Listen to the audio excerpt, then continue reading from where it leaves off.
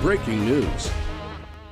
Breaking news we've been following this afternoon. Spirit AeroSystems announcing they will lay off 400 to 450 hourly workers. All right, so we've been spending the afternoon at Spirit talking with some of the workers. We have some of their reaction here.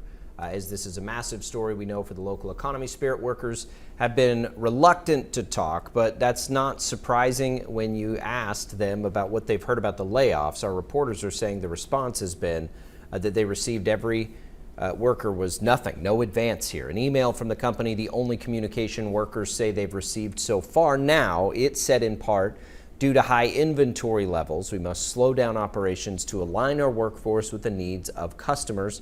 Consequently, we've made the difficult decision to reduce our hourly production workforce in Wichita by approximately 400 to 450 employees.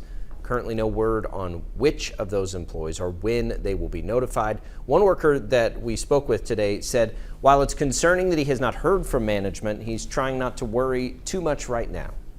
Either way it goes, a paycheck is a paycheck, whether they say it directly or not. It is what it is.